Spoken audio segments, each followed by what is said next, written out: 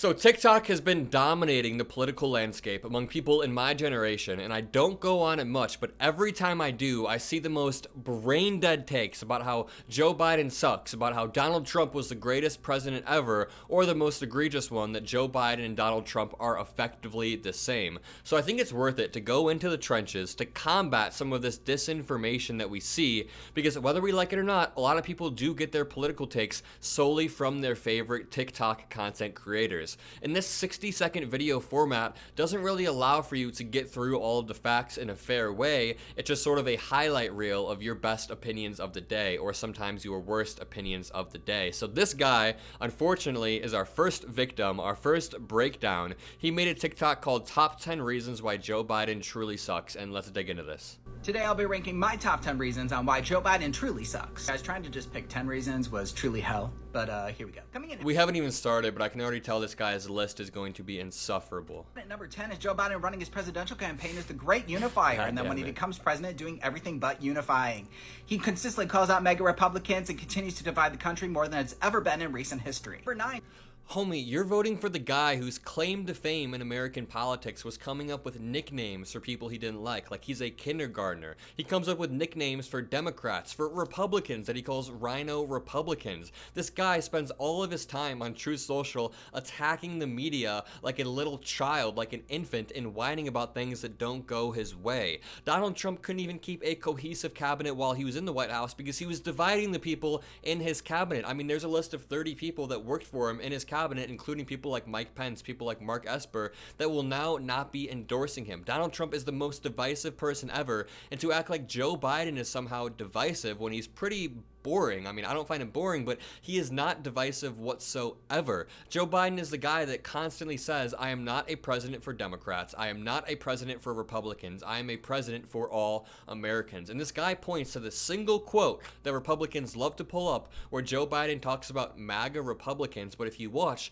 the entire speech, you see the context of that full minute where he's talking about this. What he says is, I'm not talking about all Republicans. I'm not even talking about most Republicans. I'm talking about the sect of MAGA Republicans that are holding the entire party hostage. But they love to take this one quote out of context, and somehow this one quote supersedes all of the divisive rhetoric that Donald Trump has used over the past few years. I mean, this guy launched a riot at the Capitol while Mike Pence was certifying the election results. This guy, Donald Trump, knows how to divide people, knows how to get people riled up, and boring old Joe Biden somehow is dividing our country.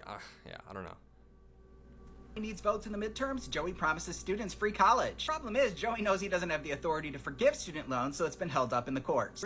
Biden has forgiven tens of billions of dollars in student loans. Just yesterday, he passed a $7.4 billion bill to pass student loan relief. His plan was never to do the Bernie Sanders thing and wipe out all student debt in America. He has always been for targeted, means-tested student loan relief towards the people that need it the most. But God forbid some school teachers who are struggling to get by get their debt wiped. Or God forbid people who dropped out of college and still have all of this debt are able to have their loans relieved. I don't think we should be relieving student loans for like doctors, people that are going to be out earning the average citizen anyways. But if there is a teacher who is struggling to pay off their loans, of course we should pay off these student loans. But this guy, I guess, is against any of that. He'll probably call it socialism or communism, even though Biden is far from a communist. And I'm going to refer you to this video. America is a nation that can be defined in a single word.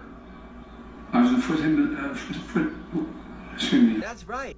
Yeah, Joe Biden's old, but he would run circles around your guy, Donald Trump, when it comes to any topic, especially foreign policy. Imagine if you sat down Donald Trump and Joe Biden and you asked them to explain the history of Israel and Palestine.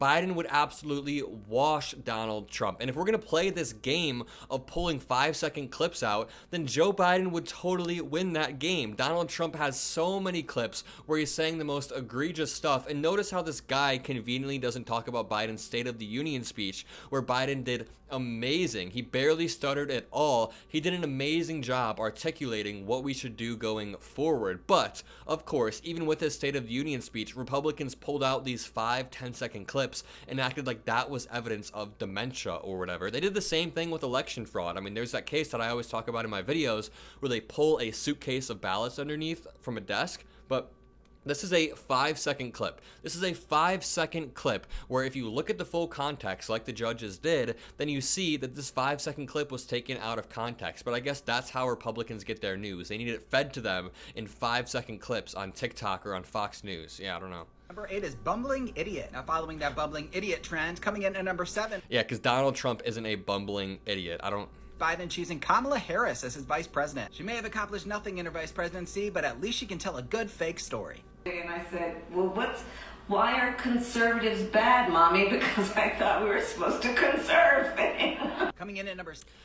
I mean, first of all, how do we even know that story is fake? It was literally, again, a 5-second clip where she could have been telling a broader story. That is a totally believable story, and I hate to keep bringing it back to Donald Trump, but if you don't like somebody lying, maybe you shouldn't vote for the guy who spews lies out of his mouth every single second. Donald Trump can't go one speech without lying or without talking himself up in a way that just isn't fully true. So Kamala Harris was a great VP pick. The first ever woman vice president who is a minority in multiple ways. Yeah, that was a great pick. And she is someone who will keep Joe Biden in check. During the debates in 2020, yeah, she said some bad things about Joe Biden, but the reason Joe Biden picked her, and he said this himself, is because he wants someone who can challenge him, who can keep him in line, and who can keep him up to date, because yeah, he is old, sure. Is Joe Biden taking money from the Chinese government. China has donated over $54 million to UPenn, where the Biden Center is located. Number 5 is... What? So Biden taking money from China, but then you point to UPenn, which China donated to. But again, I'm going to bring this back to Donald Trump. He conveniently leaves out, or he just has a double standard, that Donald Trump and the cronies under him, people like Donald Trump Jr. or Jared Kushner or Ivanka Trump, were making deals with China, making deals with Saudi Arabia, and getting billions of dollars. They were using Donald Trump's presidency to boost their own business. So this idea that Joe Biden getting donations from China, which didn't even happen, UPenn got donations from China, look at that slippery little trick he pulls, that this is somehow bad or egregious, I really just don't understand it. And I can already see number 5 right here, racist comments, like Jesus Christ. Racist remarks specifically against the black community. You think I meant Trump? No, I meant Biden. Take a look. Poor kids are just as bright and just as talented as white kids. Wealthy kids. Problem figuring out whether you're for me or Trump. And you ain't black. We're getting to the meat. He clearly misspoke. This is not a guy who has a history of racism. Joe Biden was the VP for the first black president. You think Obama chose a racist vice president? Joe Biden is absolutely more welcoming than someone like Donald Trump or anyone in the Republican Party. And I could go down the list about Donald Trump's racist remarks and racist policies. I mean, there's a difference between a simple misspeak, which is what Joe Biden does, and actually enacting racist policies like a Muslim ban, which affected my family personally. But I don't want to keep pivoting it back to Donald Trump. Even though it's fair to do, I want to try to keep breaking down what he's saying. Potatoes here, guys. Number 4 is the Chinese spy balloon that was allowed to fly over the entirety of the continental U.S., with the Biden administration doing virtually nothing. Now, as our commander-in-chief, you could have shot it down a lot earlier, but I do understand that means you wouldn't have received as much money from China. What? I mean, maybe the president of the United States had some intel that you didn't have, TikTok guy, and maybe his intelligence was telling him, hey, we should hold off a day or two before we shoot this down. And the dude trying to tie this back to Joe Biden taking money from China is just absolutely absurd. I really don't get it. But yeah, Joe Biden probably had some intelligence. He probably had a team around him telling him, hey, we should figure out exactly what this is before we decide to willy-nilly shoot it down. And I'm almost goddamn sure that a Republican administration would have done the exact same thing. They would have waited until they had all of the intelligence, because that is how things work. Or maybe the Republican administration would be so impulsive that they shoot down everything that's flying in American airspace. Maybe. I don't know. The top 3, these 3 things really grind my gears, and I'm Aaron Gear, so I know. Number 3 is the inflation crisis that has struck our country. Record high gas prices, grocery prices, interest rates. But don't worry, because Biden says he's adding a lot of jobs. What he doesn't tell you is that those jobs are virtually all minimum wage and are just jobs that we're regaining from the COVID crisis. Are you talking about the worldwide inflation that was seen everywhere in the world due to the supply chain crisis, and that America actually had the lowest inflation in the world due to things like the Inflation Reduction Act? I mean, Republicans will stub their toe and blame it on Joe Biden. A lot lot of the economic crises that we were seeing were a direct result of COVID and Donald Trump's lackluster, terrible response to the COVID crisis, and also Donald Trump adding $8.4 trillion to our national deficit. They always say Donald Trump is very intuitive when it comes to our economy, but he put us in a terrible position. I mean, this is another case of Democrats having to come in and clean up the mess that Republicans made. We saw this again in 2008 during the housing crisis. Then Obama comes in early 2009. In January, he was inaugurated, and by about 2014, the stock markets were already back to all-time highs. Things were basically moving back to normal. Democrats constantly have to come in and clean up the mess from Republicans, and then people like this guy, Aaron Gears, blame it on the Democrats. It makes zero sense. But yeah, inflation is reducing, consumer sentiment is increasing, we are seeing things get better across the board, and that should scare people like you, Aaron. Because I don't think he actually cares about the American economy, he just cares about attacking the other side and making it seem like they're at fault for everything. And then number 2 is a classic, the southern border crisis. While Kamala Harris flies to South America one time in the past 2 years to figure out the root causes, millions of illegal immigrants have flooded our country. And the number one reason...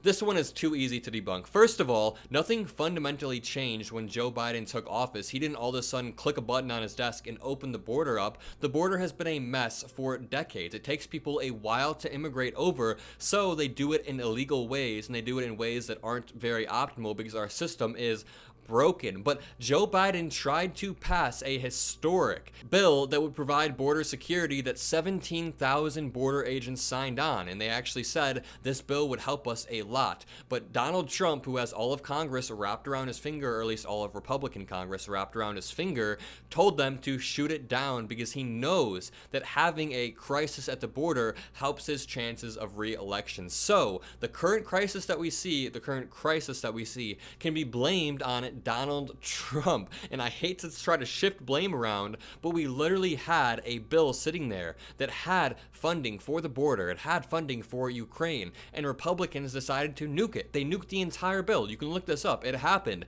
So this idea that Joe Biden just wants there to be an open border is not true at all. But what do you expect from a TikTok dude?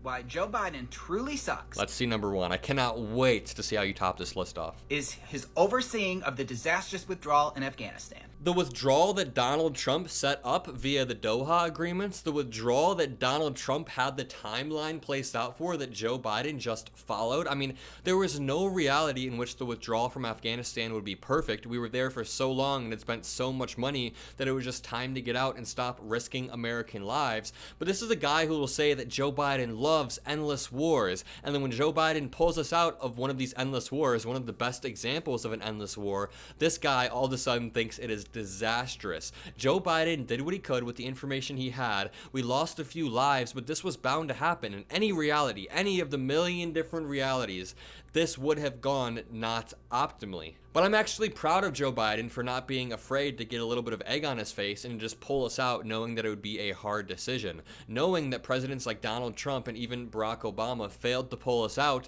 Joe Biden said it is time to stop this war. I guarantee if I talked to this guy and I asked him why Donald Trump didn't pull us out of Afghanistan at all, he would say, oh, it was due to the deep state, due to this or that. But when Donald Trump does attempt to, he lays out a timeline, and Joe Biden simply follows that timeline. Of course, it's somehow Joe Biden's fault. Just like it's Joe Biden's fault that the economy sucks. Just like it's Joe Biden's fault that the border sucks. When all of these things can be traced back to Donald Trump's mishandling of COVID, Donald Trump nuking the border bill. Over and over we see projection, we see deflection on anything that can be used against Donald Trump. So going into this video, my plan was to break down 3 or 4 separate TikToks, but I think this guy provided us plenty of content with his dog shit list of 10 talking points. And I'm going to continue this series. I'm going to continue breaking down TikToks because it's fun. These things get me more worked up than watching a Donald Trump speech where I sit there and calmly commentate over it. I like rebutting points. I like rebuking points that I find terrible that are popular on TikTok, because I'm sure this guy has a big TikTok following